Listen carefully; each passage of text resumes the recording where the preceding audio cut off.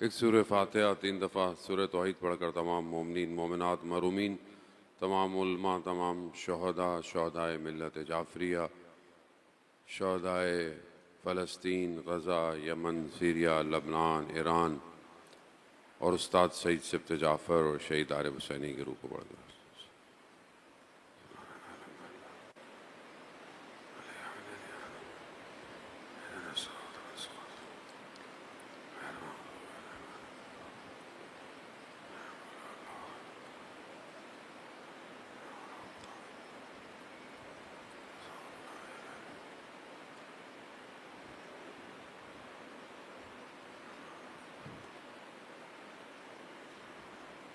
امام زمانہ کی سلامتی کے لیے بلند تر صلوات۔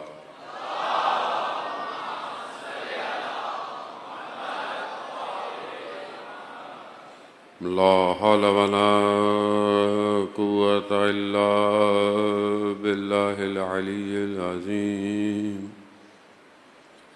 حسبنا اللہ ونعم الوکیل، نعم المولا ونعم النصیر۔ اعوذ باللہ من الشیطان الرجیم، بسم اللہ الرحمن الرحیم۔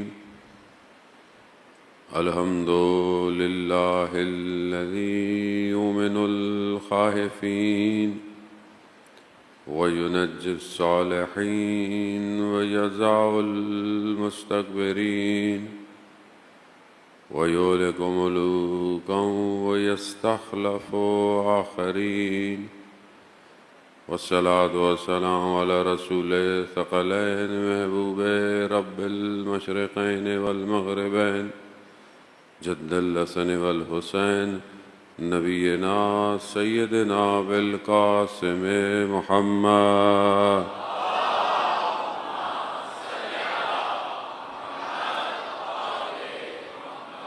وعلى آله الطيبين الطاهرين المعصومين، لا سيما بقية الله في الأرضين، روحي وأرواحنا لتراب مقدم الفداء، ولعنة الله على أعدائهم أجمعين۔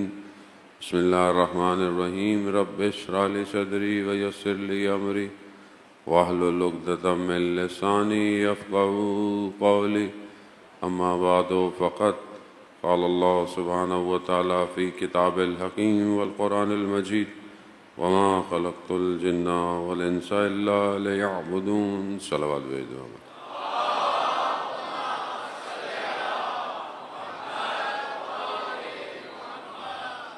عزیزان سید الشہداء، ماہ محرم الحرام کی 5ویں اور 6ٹھی کی شب، امام حسین علیہ السلام کا یہ کارواں تیزی سے اپنے منزل اور مقصد کی طرف بڑھ رہا ہے۔ جیسے کہ آپ کی خدمت میں عرض یہی کیا کہ امام تک پہنچنے کے لیے امت کی ضرورت ہوتی ہے، اور امت جب تک اطاعت نہ کرے تو امت نہیں بن پاتی۔ بکھرے ہوئے لوگ، جماعتیں، قومیں، قبیلے، گروہ ہوتے ہیں، مگر جب سب سے بالا تر ہو جائیں تو پھر امت تشکیل پاتی ہے۔ اسلام امت کی دعوت دیتا ہے، وحدت کی دعوت دیتا ہے، چاہے آپ کسی بھی رنگ اور نسل سے ہوں، چاہے آپ کوئی بھی زبان بولتے ہوں۔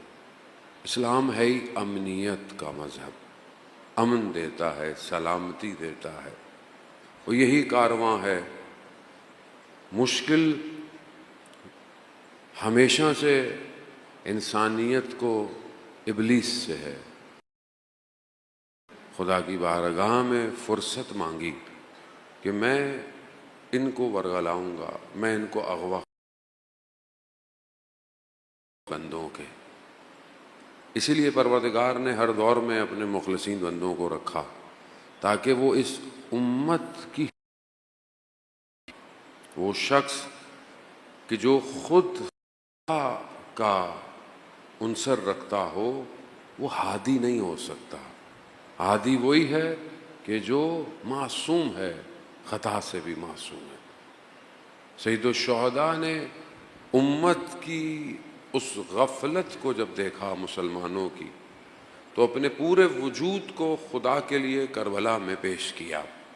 دیکھنے کو ایک چھوٹی سی جگہ ہے مکان کے حساب سے، تاریخ کے حساب سے، زمانے کے حساب سے 61 ہجری ہے، کچھ نہیں ہے وہاں، ایک بیاباں ہے، ایک دشت ہے، لیکن سید الشہداء نے اس ایک دشت کو ایسا آباد کیا کہ قیامت تک کے لوگ اس سے ہدایت پاتے رہیں گے۔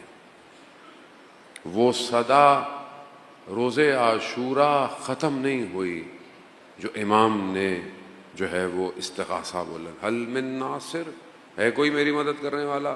قیامت تک یہ صدا گونجتی رہے گی، اور جو اس پہ لبیک کہے گا وہ اس کارواں میں شامل ہوتا رہے گا۔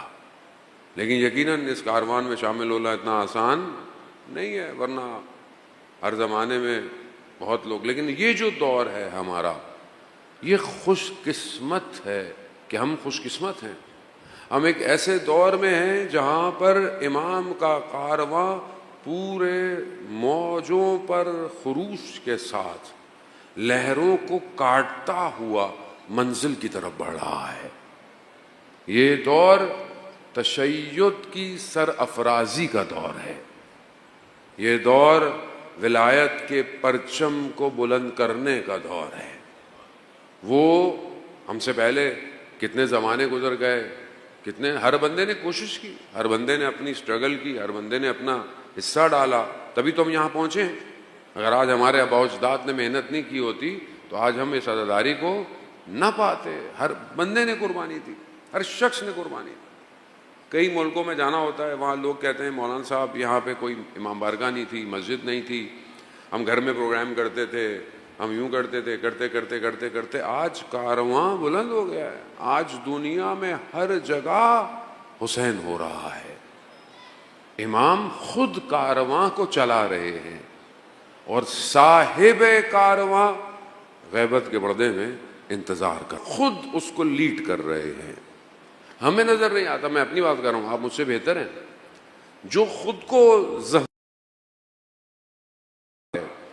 وہ بالکل ویسے ہی زندہ ہے جیسے ظہور میں زندہ ہوگا۔ وہ صبح شام وہی کام کر رہا ہے، اسے دشمن کا خوف، اسے جان کا خوف، اسے مال کا خوف، اسے اولاد کا خوف بالکل نہیں ہے۔ اس نے اپنے آپ کو اپنے امام پر قربان کر دیا ہے، اور جو امام پر قربان کر دے وہ دشمن اس کے سامنے کچھ بھی نہیں۔ مگر کربلا میں کتنے بڑے بڑے لشکر تھے، کتنی تعداد تھی، ادھر بھوک بھی تھی۔ شخص ایسا تھا کہ جس کانوں کو رہبر معظم کے لبوں پر رکھو، رہبر معظم کے لبوں پر رکھو۔ زمانہ کو مخاطب کرتے ہیں کہ اصل پرچم آپ کا ہے، اصل سب کچھ آپ کا ہے، میں جب تک زندہ ہوں ان شخصیتوں کو پہچانے عزیزان محترم۔ آج حق اور باطل واضح ہو گیا ہے۔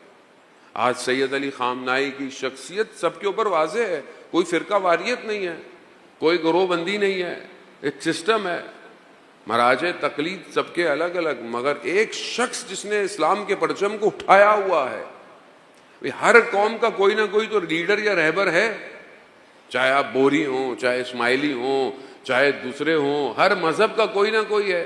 خوب یہ کیسے ہو سکتا ہے کہ جس کا مکتب نظام اور امام کی بات کرے ان کا کوئی لیڈر کوئی نہ ہو؟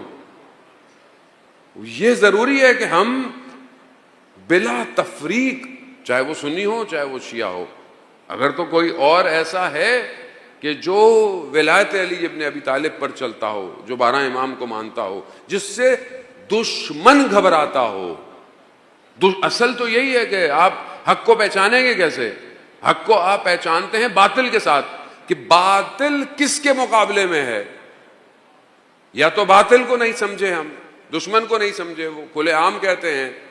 اسی لیے آپ دیکھیں کہ تمام مراجع کرام نے فتاوے دے دیے ہیں کہ جو آیت اللہ خامنائی حفظ اللہ کی شخصیت پر یا کچھ پر خرچ کرے جو ہے وہ اسلام کا دشمن ہے۔ حزب فقط حزب الہی، رہبر فقط خامن، حزب فقط حزب الہی، रहबर के फरमान पर, जान भी कुर्बान है, सैयद के ऐलान पर। जान भी सब अपने हाथ में तस्वीर कुर्बान बुलंद है। करें। लब्बैक या हुसैन, लब्बैक या हुसैन, लब्बैक या हुसैन। लब्बैक या हुसैन। अज़ान मोहतरम, खूब ये आज आप उस जगह पर खड़े हैं कि जहां पर हक और बातिल वाज़े हो गया। आप थोड़ा सा पीछे चले जाएं, मुबहम है, इंसान किधर जाए, किसको देखे। अगर आज भी हक और बातिल वाज़े नहीं हो रहा तो फिर हम खुद पीछे रह जाएंगे। कारवां इमाम हुसैन का नहीं रुकेगा, वो जा रहा है और वो जाता रहेगा। हक को पहचानना आसान नहीं है। क्यों इतने सारे लोग अस्हाब रसूल खुदा थे मदीना के अंदर। जनाब अम्मार बुजुर्ग हैं, बाबसीरत हैं, रसूल खुदा हज़रत मोहम्मद मुस्तफ़ा सल्लल्लाहु अलैहि वसल्लम उनकी खिदमत में आए, उनकी खिदमत में आए और कहा, या रसूलल्लाह, मैं आपके बाद फितने देख रहा हूँ, साजिशें, फितना, मैं कहाँ जाऊँ, किस तरफ हक को पाऊँगा। तो जब ये गुफ्तगू कर रहे थे तो मौला मुत्तक़ियान चलते हुए नजर आए। तो रसूल खुदा सल्लल्लाहु अलैहि वसल्लम ने फरमाया, अम्मार, पूरी दुनिया के लोग एक वादी में हों और अली एक वादी में हो तो हक अली की तरफ है। अब ये क्यों है? फॉर्मूला यही है। फॉर्मूला क्या है? फॉर्मूला दे दिया रसूल खुदा ने, हक अली के साथ है और अली हक के साथ है। आज आप देख रहे इमाम अली किधर? कौन इमाम अली को मानता है? दुनिया के सारे लीडर, दुनिया के सारे रहबर, दुनिया के सारे हुक्मरान किसकी अताअत करते हैं? और अताअत ऐसी नहीं लफ्जों वाली नहीं, हाँ, अताअत जो किरदार से नजर आए, किरदार से नजर आए, हैबत नजर आए, वो जलालत नजर आए, वो कहाँ है? वाज़े है। और दुश्मन ने पूरी साजिश यही करता है कि हमेशा मुसलमानों को तोड़े, टुकड़े करे। अज़ान मोहतरम, हमें मुश्तरकात यानी कॉमन चीज़ों पे इकट्ठा होना पड़ेगा। जुल्म हो रहा है, जुल्म हो रहा है पूरी दुनिया में, जुल्म के मुकाबले में इकट्ठा होना पड़ेगा। वो मुश्तरकात है, जुल्म जुल्म है। फ़लस्तीन, गज़ा, इस टाइम सिचुएशन आपके सामने है पूरी दुनिया पर। मुश्तरकात अल्लाह, रसूल, कुरान और विलायत को हर कोई जितना भी अपने दर्जे के हिसाब से मानता है माने। आप बाज़ों का ज़बरदस्ती तो किसी को नहीं करवा सकते, लेकिन बहरहाल हर कोई मानता तो है जितने दर्जे पे मानता है। सबसे चीज़ जो कॉमन है, जो हमारी गुफ्तगू का महवर भी है, वो कौन है? इमाम ज़मान अज्जलल्लाहु ताला फ़रजहु शरीफ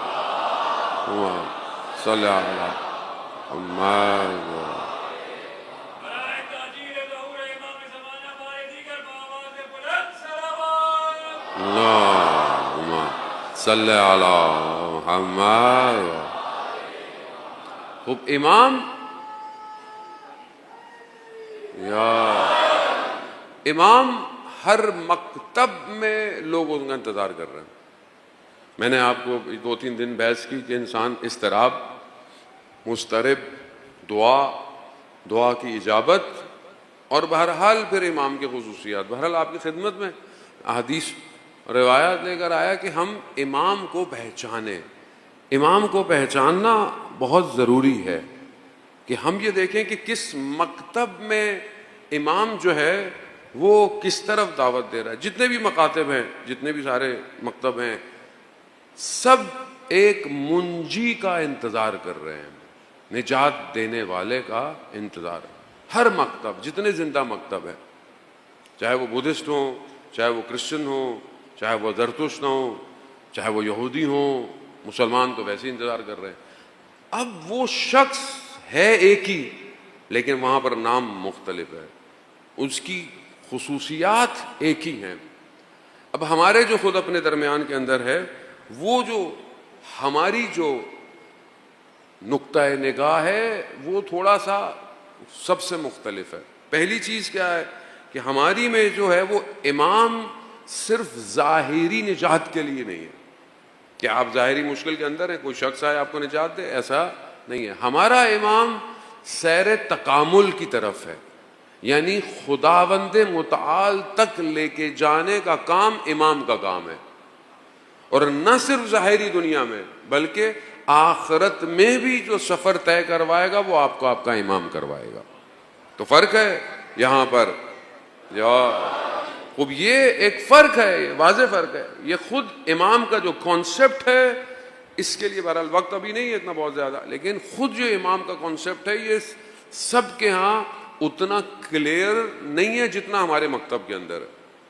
اسی لیے اللہ کا نمائندہ ہے، اللہ نے انتخاب کیا ہے، معصوم خطا سے عصمت کے درجے پر ہے، عصمت اختیاری ہے، زبردستی کی نہیں ہے۔ بعض لوگوں کے ذہن میں آئے کہ جی جب اللہ ہی نے ایسا کر دیا کہ امام تو کچھ نہیں، ایسا نہیں ہے۔ انسان کمال پر اتنا پہنچا ہے کہ اللہ نے عصمت کو عطا کیا ہے، اور امام ہر موجودات کی ضرورت سے آگاہ ہے، یعنی ہر موجودات، صرف انسان نہیں، ہر موجودات کی ضرورت کو پہچانتا ہے۔ کیسے پہچانتا ہے؟ قرآن، سورہ نمل، چونٹی، حضرت سلیمان کا لشکر، کیا کہا چونٹی نے؟ اندر جاؤ کہیں لشکر رون نہ دے۔ جناب سلمان نے سنا اور مسکرا دیا، یعنی اللہ کا نمائندہ ہر موجودات کی ضروریات سے، آواز سے آگاہ ہے۔ ائمہ علیہ السلام بھی ایسے ہیں، کوئی علم لدنی۔ پہلی چیز، ہمارا امام صرف دنیا کی نجات کے لیے نہیں ہے۔ دوسری چیز، امام جو ہے وہ باقی مکاتب کے اندر آئے گا، نجات دے گا، چلے جائے گا، ایسا نہیں ہے، بلکہ وہ ہماری زندگی کے باقی سسٹم کو بھی تنظیم کرتا ہے۔ تنزل الملائکۃ والروح، ہر سال ملائکہ امام کے اوپر نازل ہوتے ہیں۔ کیا لے کر آتے ہیں؟ پورے سال کا نظام لے کر آتے ہیں۔ یعنی یہ ہمارا ایمان ہے کہ ہمارے پاس پورے سال میں جو ہونے والا ہے وہ امام کے آگے حاضر ہوتا ہے۔ رزق کس کا کتنا ملے گا، کون کتنا زندہ رہے گا، کون پیدا ہوگا، کون دنیا جائے گا، یہ سارا جو سسٹم ہے یہ امام کے پاس پیش ہوتا ہے۔ فرق۔ تیسرا، دوسرے لوگوں کے ہاں، خاص طور پہ اہل سنت ہمارے برادران کے ہاں، کہ امام جو ہیں وہ پیدا ہوں گے اور دنیا کو عدالت سے بھریں گے، جبکہ ہمارے ہاں ایسا نہیں ہے۔ ہم کیا کہتے ہیں کہ ہمارا امام زندہ ہے، حی ہے، غیبت کے پردے کے۔ اب یہ تقریباً 300 قرآن کی آیات ہیں جو امام زمانہ پر ہیں، اور تقریباً کچھ ہزاروں کی تعداد میں جو ہے وہ، اگر میں غلطی نہ کروں تو 3-4 ہزار احادیث اور روایات ہیں جو امام مہدی اجل اللہ تعالی فرجہ شریف پر ہیں۔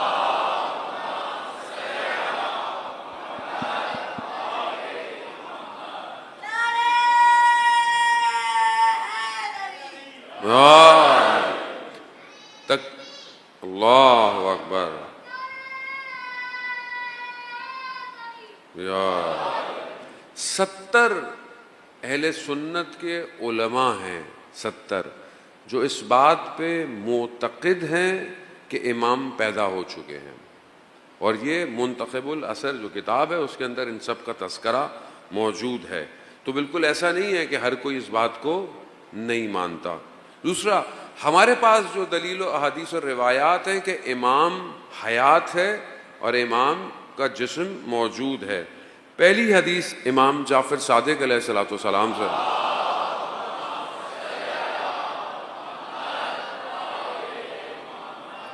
امام فرماتے ہیں کہ جو صاحب ہے، یعنی جو صاحب این امر ہے، یعنی جو امام ہے، وہ لوگوں کے درمیان میں چلتا ہے، یتردو بینہم، یعنی چلتا پھرتا ہے، اور قدم بازاروں میں رکھتا ہے، اور ہر ان کے گھروں کے آس پاس گزرتا ہے. کس کی حدیث ہے؟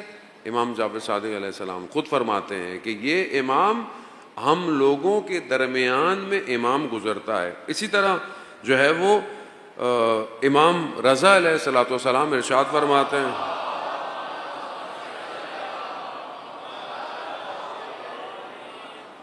امام رضا فرماتے ہیں کہ ہر سال امام زمانہ حج پر موجود ہوتا ہے، یعنی بغیر امام کے حج ممکن نہیں ہے. حجت خدا ہے. اب یہ ساری ظاہر ہے جب آپ امام کو مانتے ہیں تو آپ ساری طرح مولا ہے. متقیان سے بہت ساری احادیث ہیں جو ہمیں اس بات کے اوپر گواہی دیتی ہیں. اور یہاں تک کہ مولا متقیان فرماتے ہیں کہ حجت زمین پر قدم بڑھاتی ہے، لوگوں کے گھروں میں داخل ہوتے ہیں، شرق اور غرب ہر جگہ امام کے قدم چلتے ہیں، موجود رہتے ہیں، لوگوں کے الفاظوں کو، کلام کو سنتے ہیں، لوگوں کے سلام کا جواب بھی دیتے ہیں، لوگوں کو دیکھتے ہیں مگر لوگ ان کو نہیں دیکھ سکتے. اور جب حدیث و روایات ایسی بھی ہیں کہ جہاں پر انسان امام کو دیکھتا ہے مگر امام کو پہچانتا نہیں ہے. اور زان محترم خوب کیونکہ زمانہ ایسا آ گیا ہے کہ اب ہمارے لیے بہت ضروری ہے کہ ہم ان چیزوں کو اپنے اعتقاد کے ساتھ عمل میں لے کر آئیں. یہ باتیں حدیثیں روایات آپ نے پہلے بھی سنی ہوں گی، کوئی نئی حدیثیں نہیں ہیں، لیکن کیا یہ حدیث میری زندگی میں پریکٹیکل ہے یا نہیں ہے؟ مثال کے طور پر اگر مجھے پتا ہے کہ میرا امام مجھے دیکھ رہا ہے، امام کے پاس میرا عمل پہنچ رہا ہے، تو کیا میرے عمل میں فرق آ رہا ہے کہ نہیں آ رہا؟ میرا عمل مجھے بہتر کر رہا ہے یا نہیں کر رہا؟ شخص امام جعفر صادق علیہ الصلوۃ والسلام کی خدمت میں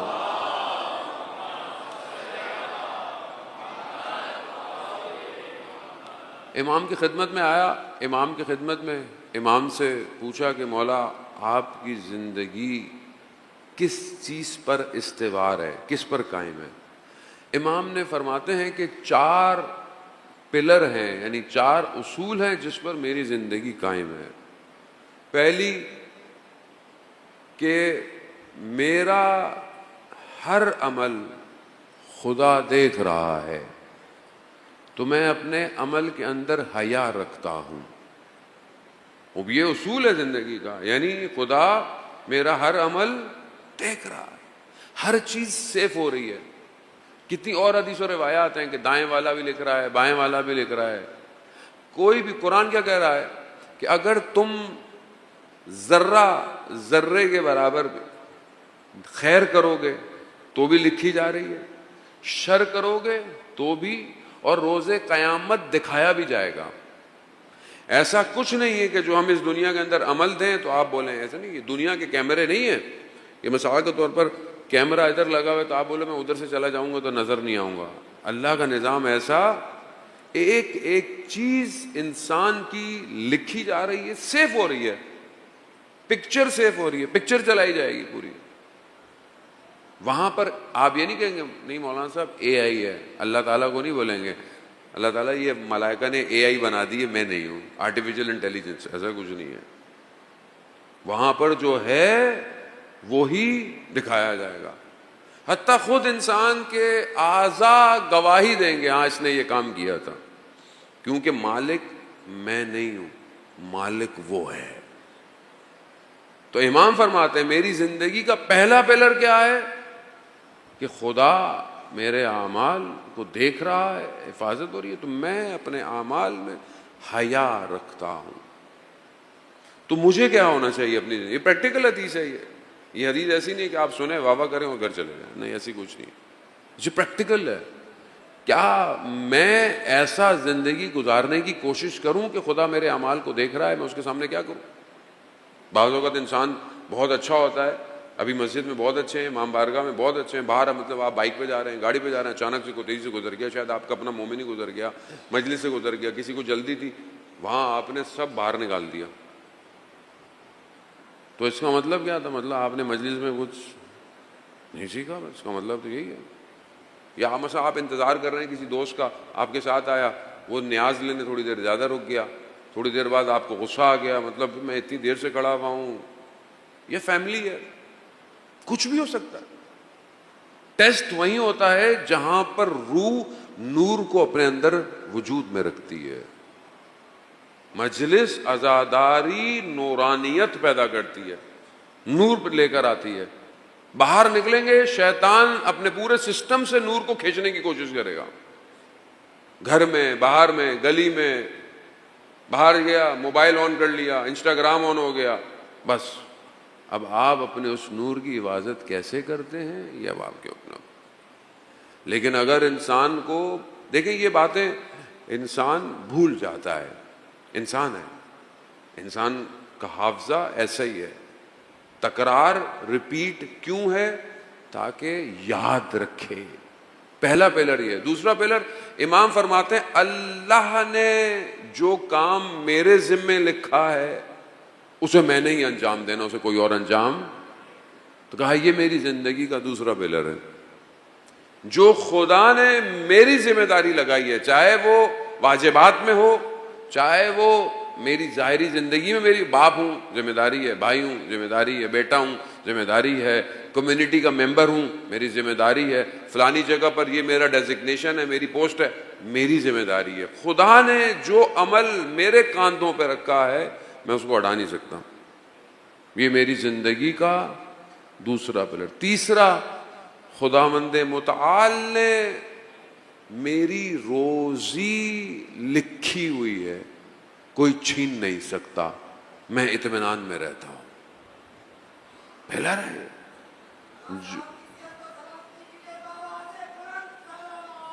اللہ صلی اللہ محمد۔ رزق ہے نا، انسان کو روزی روٹی کی تو پریشانی ہے، کیسے کھاؤں گا، کل کیسے کھاؤں گا، ابھی کیسے کھاؤں گا۔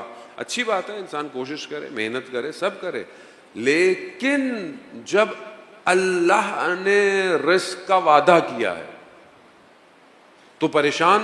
امام فرما رہے ہیں، جانے ہوتے امام کیا فرما رہے ہیں کہ اللہ نے میرا رزق لکھا ہوا ہے، اسے کوئی اور چھین نہیں سکتا، یہ کسی اور کو ملنے والا نہیں ہے، میں اطمینان میں ہوں، مطمئن ہوں۔ کوشش اپنی کرنی ہے آپ، انہیں آپ کل کو جا کے گھر جا کے بیٹھ جائیں، بولو بھائی ابھی روزی روٹی لکھی ہے، کوئی نہیں، ایسا نہیں ہے، محنت کرنی ہے، محنت ہمیشہ سے کرنی ہے۔ میں پہلے بھی حدیث آپ کی خدمت میں شاید پیش کی، اسی طرح کوئی شخص کارواں حج سے واپس آیا اور چھٹے یا پانچویں امام کی خدمت میں پہنچا کہ ظاہر لوگ جلدی آتے تھے، دیر سے آتے تھے امام سے، تو امام نے پوچھا کیسا رہا؟ کہا بہت اچھا رہا، راستے میں ہمارے ساتھ ایک شخص تھا، ہر وقت عبادت کرتا رہتا تھا، نماز پڑھتا رہتا تھا۔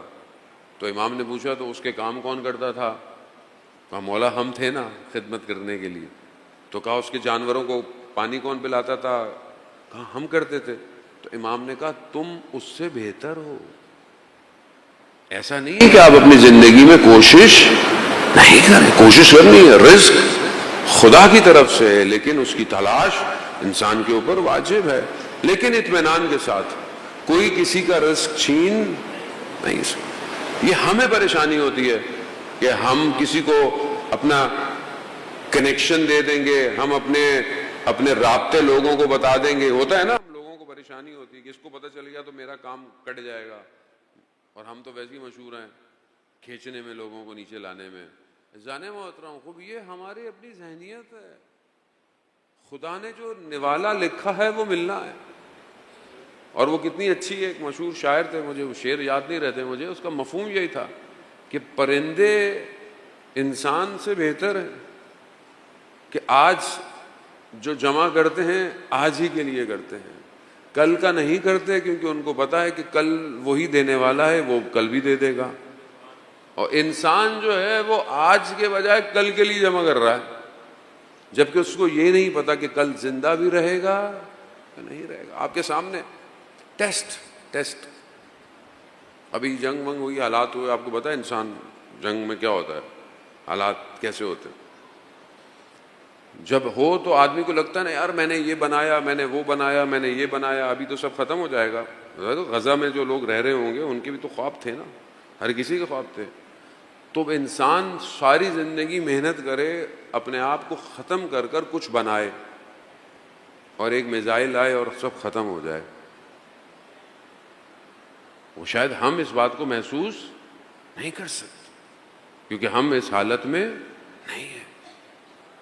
لیکن اگر آپ کو کوئی آ کر یہ کہہ دے کہ آپ اتنی محنت کری آپ نے، اور مثلا آپ نے گھر بنایا، پلاٹ بنایا، اچھی بات ہے، بنانا چاہیے، لیکن آپ کا پورا وجود اس میں لگا ہوا، اور آپ کو آخری ٹائم پر، جیسے شداد نے 300 سال میں جنت بنائی، 300 سال، سب سے بہترین سرزمین کا انتخاب کیا، سب کچھ جمع کیا اللہ کے نبی کے مقابلے میں، کہ جب انہوں نے کہا نا کہ صحیح ہو جاؤ، ہدایت کر لو، خدا بہشت، اس نے کہا بہشت کیسی؟ کہا بہشت ایسی ہوگی، درخت ہوں گے، ایسے ایسے محل ہوں گے. اس نے بولا یہ تو میں خود بنا لوں گا.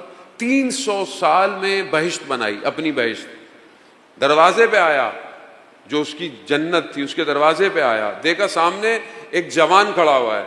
کہا میں نے تمہیں پہلے کبھی نہیں دیکھا، تم کون ہو؟ کہا میں ملک الموت ہوں. وہاں اس کو یقین آ گیا. کہا مجھے اتنا تو وقت دو کہ میں اندر جا سکوں. کہا نہیں. احادیث و روایات کیا کہتی ہیں؟ ایک پاؤں زین میں تھا، ایک پاؤں ہوا میں تھا، روح قبض کر لے. کوئی انسان کس چیز پہ اتنا تکبر کر رہا ہے؟ کس چیز کے لیے اتنے اپنے آپ کو سختیوں میں ڈال رہا ہے؟ کس چیز کے لیے؟ جب لکھا ہے، جتنا لکھا ہے وہی ملے گا. بہت فرق ہے اہل بیت کے ماننے والے میں اور اہل بیت کو نہ ماننے والے میں. لقمہ سب کے نصیب کا ہے، لیکن اگر آپ نے اسی لقمے کی خواہش ڈال لی نا اندر، برباد ہو جائیں گے. علماء یہی بیان کر، ایک لقمہ حرام بھی نہیں ہو، حلال ہو، لیکن خواہشات کے ساتھ ہو، آرزوؤں کو لمبا کر دیتا ہے. یہ جو آج ہمارے ذہنوں میں آرزویں ہوتی ہیں، کاش یہ ہو جائے، کاش ایسا ہو جائے، یہ جو کاش کاش ہے نا، یہ ان آرزوؤں کے لقمے کی وجہ سے. یہ جو دسترخوان پہ بیٹھتے ہیں نا، آپ 4 کھانے بڑے ہوتے ہیں، ابھی ایک کھا رہے ہوتے ہیں، 3 پہ نگاہیں ہوتی ہیں. کیا ہے؟ نہیں کھائیں گے تو کیا ہوگا؟ قوم دسترخوان سے پہچانی جاتی ہے، پہچانی جاتی ہے. انسان پتہ چلتا ہے کہ وہ شکم کے لیے کتنا بھاگ رہا ہے اور آخرت کے لیے کتنا بھاگ رہا ہے. وہ ایک عالم دین جو بہت بڑے عالم دین بنے، طالب علم تھے، بہت مشہور واقعہ ہے. بیٹھے ہوئے درخت کے نیچے پڑھ رہے تھے، سیب پانی میں چلتا ہوا نظر آیا، نہر میں، اٹھایا کھا لیا. ایک دم یاد آیا یہ پتہ نہیں کس کا سیب ہوگا. پیچھے گئے جہاں سے پانی آ رہا تھا، دیکھا سیب کے باغ سے وہ نہر نکل رہی تھی. اس کے مالک کو بولا کہ یہ سیب آپ کا تھا، میں نے کھا لیا، مجھے اس کو حلال کر دیں. اب آپ سوچے ایک سیب تھا، ہم تو پوری پھلوں کی ریڑھی اڑا کے لے جائیں، پوچھنی نہیں کسی نے. بولا آگے اللہ نے دی تھی بھائی، اڑا. ہمارا تو ایسے ہی نیچے کچھ مل جائے اللہ نے دیا. تو مولانا صاحب بھائی اللہ نے دیا، کسی اور کا مال ہے. فقہ میں آپ کو پتا ہے سکہ بھی پڑا ہوا مل جائے نا، سال تک مال مجھول ہے، وہ ہاتھ نہیں اٹھانا. ایسا وہ جو شخص صاحب باغ تھا، اس نے دیکھا یہ ایسا کون سا شخص ہے جو ایک سیب کے لیے آیا ہے اتنی دور. اس نے کہا میں ایک شرط پہ معاف کروں گا. کہا کیا؟ کہا میری بیٹی سے شادی کروں. کہا کر لوں گا. کہا مگر وہ نابینا ہے. کہا کر لوں گا. کہا وہ بہری ہے. کہا کر لوں گا. کہا وہ گنگی ہے، سن نہیں سکتی. میں کر لوں گا، شرط یہی ہے تو حلال کروں. کر لی اس نے. شادی کی رات نکاح ہوا، جیسے کمرے میں گیا دیکھا تو خاتون نے سلام کیا، باپ بھی داخل ہو گیا. کہا آپ تو کہہ رہے تھے یہ بول نہیں سکتی. کہا ہاں یہ بول نہیں سکتی کیونکہ اس نے کسی نامحرم سے گفتگو نہیں کی. یہ دیکھ نہیں سکتی کیونکہ اس نے کسی نامحرم کو دیکھا نہیں. یہ سن نہیں سکتی، اس نے کسی نامحرم کو سنا نہیں.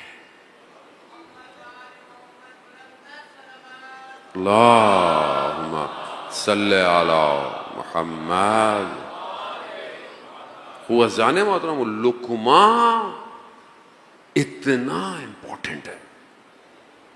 ایسے نہیں انسان کے کیوں میں نماز میں کیفیت پیدا نہیں ہو رہی, کیوں میں نماز میں رو نہیں رہا, گڑبڑ ہے کہیں, کیا کھا رہا ہوں. مکروہات اپنی جگہ, شبہات اپنی جگہ, ساری چیزیں آپ کو کیا پتا جو باہر مل رہا ہے اس میں پتہ نہیں کیا کیا ملا ہوا ہے, حلال بھی ہے حرام ہے, کیا ہے. قوموں کو اگر بے غیرت بنانا ہے تو ان کے لقمے خراب کرو. کیوں لوگ غیرت ختم ہو گئی ہے, کیوں بے حیائی ہو گئی, کیوں آپ کو, میں نے آپ سب بہترین ہیں, مطلب کیوں ایک میجورٹی لوگوں کو برا نہیں لگتا کچھ, بے حیائی برائی کیوں نہیں لگتی؟ غیرت.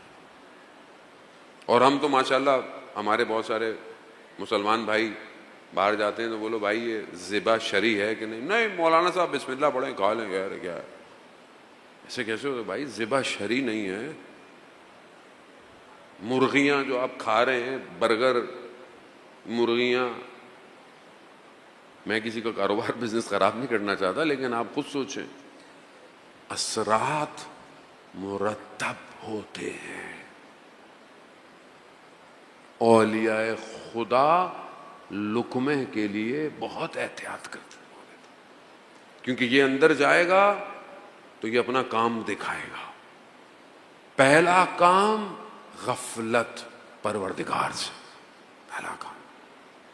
امام کیا فرماتے ہیں, اللہ نے میرا رزق لکھا ہے, مجھے ملنا ہے, میں بنا. چوتھی اور آخری چیز امام فرماتے ہیں کہ میری موت کا دن معین ہے. میری زندگی کا چوتھا پلر کیا ہے, میری موت کا دن معین ہے, بس میں اس کا انتظار کر رہا ہوں. میرا اور آپ کی زندگی کا دن معین ہے, بس اس کا انتظار کر رہا ہوں. اور جو موت کا انتظار کرتا ہے وہ موت کے لیے تیار رہتا ہے. کل میں مجلس میں ایک واقعہ پڑھا تھا, ایک عالم دین مغرب عشاء کی نماز کے بعد فقہی مسائل بیان کرتے تھے.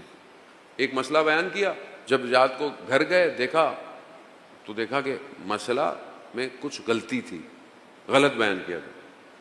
اصولاً کیا ہونا چاہیے تھا, دوسرے دن بتا دیتے لوگوں کو.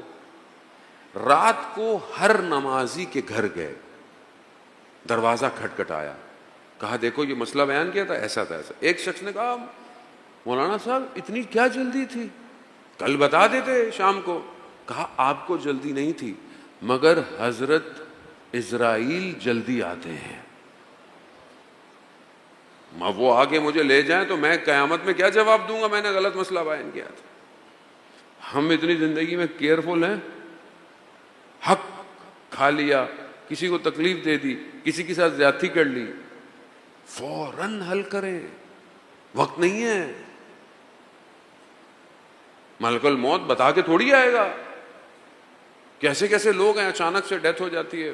آج کل تو جوان, بوڑھا بزرگ کچھ نہیں, بچہ جوان, لیکن تیار رہیں زن محترم. یہ سب کیوں ہے؟ ایک سوسائٹی, ایک امت اس پلر پہ قائم ہو تاکہ امام کی طرف بڑھ سکے. زن محترم امام کی صفات, اور انشاءاللہ آنے والے دنوں کے اندر ہم اس کو بیان کریں گے کہ امام محور ہے, اور جب امام کے ساتھ شامل ہو گئے تو پھر میں کچھ نہیں ہوں, پھر صرف امام. کیسی کیسی ہستیاں کربلا معلی میں اپنے وجود کے اندر خود پیکر تھیں, لیکن جب امام کے سامنے آئیں بس امام ہے سب کچھ. انہی میں جوان ہے, ایسا جوان کہ جب خود امام فرماتے ہیں کہ جب ہمیں اپنے نانا کو دیکھنا ہوتا تھا تو ہم علی اکبر کو دیکھتے تھے, اور جب ہم اپنے نانا کی آواز سننا چاہتے تھے تو ہم علی اکبر کی آواز سنتے. کیوں؟ اپنے خلق میں شبیہ پیغمبر ہے. ایسا جوان, اور وہ کہ جسے سید الشہداء نے تہجد کی نمازوں میں مانگا ہو۔ وہ کیسا جوان ہوگا کہ جسے امام تہجد کی نمازوں میں مانگ رہے ہیں، اور نہ صرف امام حسین بلکہ ہر اہل حرم کے لیے اطمینان کا باعث جناب علی اکبر تھے۔ جب اس پورے راستے میں کاروان میں امام حسین چاہتے تھے کہ اہل حرم کو کوئی بات سمجھائیں، جناب علی اکبر کو بھیجتے تھے، سب علی اکبر کی بات سنتے تھے۔ عجیب شخصیت ہے، ایسا جوان ہے، اور اس جوان نے ایسی اذان دی ہے کہ آج تک علی اکبر کی اذان گونج رہی ہے۔ بغیر اذان علی اکبر کے عاشورہ ابتدا نہیں ہوتے۔ آپ کے سامنے ہر جگہ اذان علی اکبر عاشورہ کی ابتدا کرتی۔ ایسا جوان ہے اذان محترم۔ ہمارے جوان قربان ہوں حضرت علی اکبر پر۔ باپ اور بیٹا ساتھ ساتھ چل رہے ہیں گھوڑے پر۔ ایک مقام آیا، امام حسین کی آنکھ لگی، تھوڑی دیر آنکھ کھلی، امام نے فرمایا انا للہ و انا الیہ راجعون۔ 2 دفعہ انا للہ و انا، 3 دفعہ امام جناب علی اکبر ساتھ ساتھ ہیں۔ بابا خیریت؟ کلمہ استرجاع آپ کی زبان پہ کیوں جاری ہوا؟ کہا بیٹا میں نے خواب میں دیکھا ہے کہ منادی ندا دے رہا ہے کہ اس کاروان کے پیچھے موت ہے۔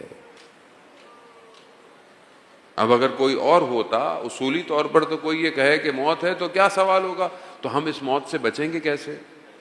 موت سے بچنے کا راستہ کیا ہے؟ نہیں۔ کمال دیکھیں آپ شخصیت کا۔ بابا کیا ہم حق پر نہیں ہیں؟ کہا نہیں بیٹا حق پر ہیں۔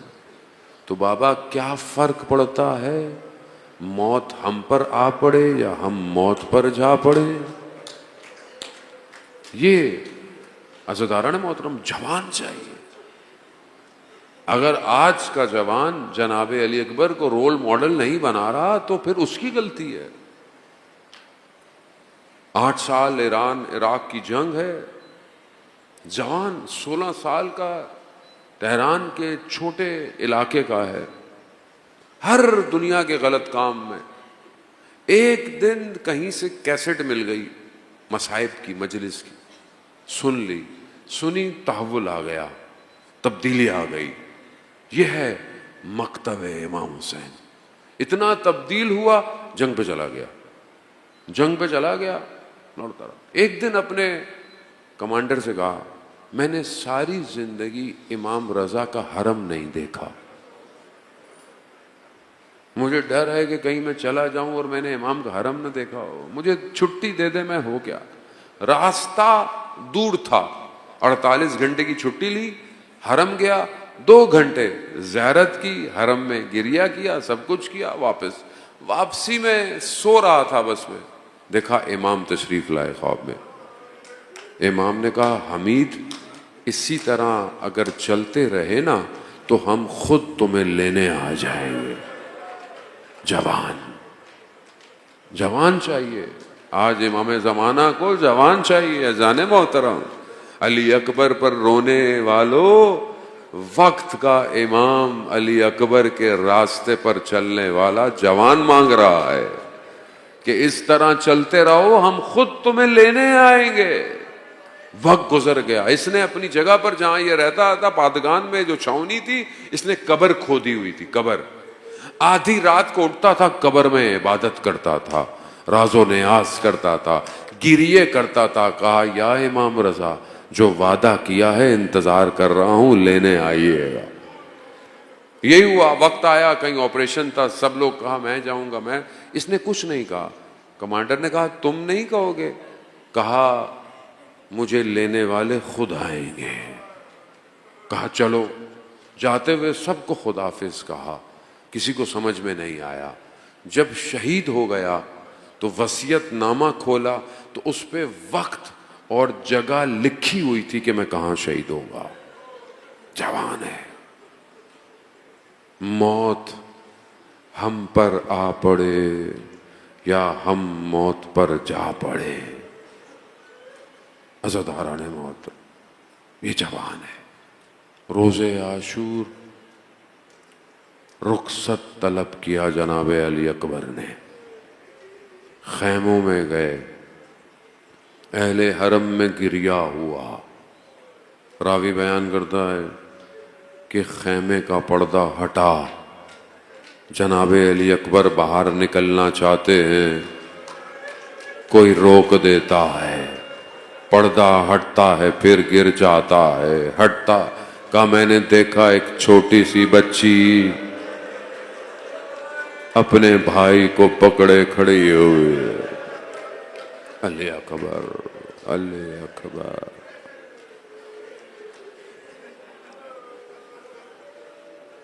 امام حسین کو جناب علی اکبر سے بہت محبت ہے، بیٹا ہے۔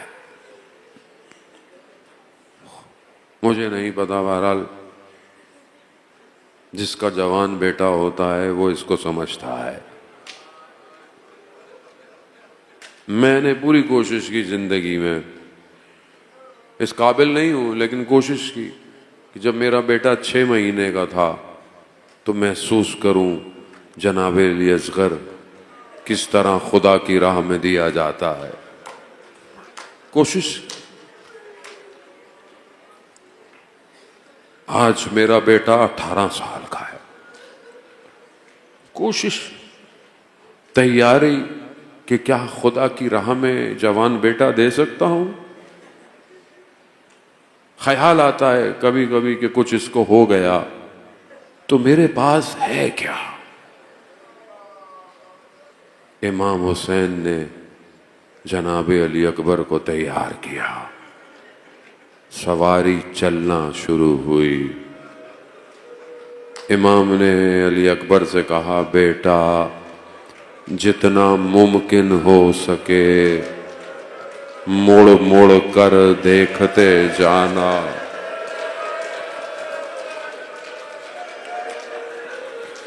بیٹا جتنا ممکن ہو سکے۔ مولا بیٹا ہے، کہا علی اکبر مڑ مڑ کر دیکھتے جانا۔ علی اکبر، جناب سکینہ سے روایت بیان ہوتی ہے کہ جب بھائی علی اکبر چلے گئے نا، امام حسین خاک پر بیٹھ گئے، اجڑ گیا۔ کیا جناب علی اکبر حضرت عباس کے شاگرد ہیں، علی ابن ابی طالب کے پوتے ہیں، جنگ لڑی، واصل جہنم کیا، لڑتے لڑتے جنگ میں واپس آئے، بابا کی خدمت میں پہنچے۔ امام نے پوچھا علی اکبر کیا ہوا؟ کہا بابا گرمی کی شدت لباس کی حدت مارے دیتی ہے، اگر تھوڑا پانی مل جاتا نا بابا تو میں بتاتا دشمن کو جنگ کسے کہتے، مگر جناب علی اکبر نہیں جانتے تھے بابا کے پاس پانی نہیں ہے، مگر پھر کیوں آئے؟ علماء کہتے ہیں باپ بیٹے کی محبت ایسی تھی، امام نے اپنے زبان مبارک کو علی اکبر کے دہانے مبارک میں رکھا، علی اکبر نے چیخ ماری بابا آپ کا گلا تو خشک ہے۔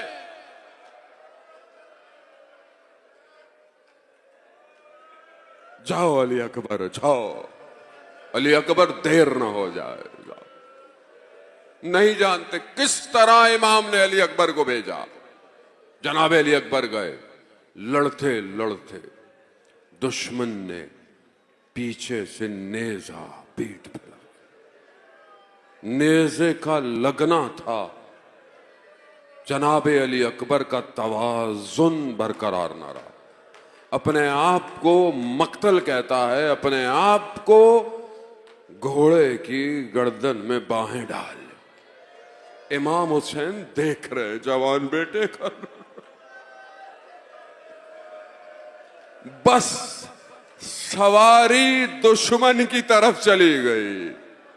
اب جس کے ہاتھ میں جو تھا,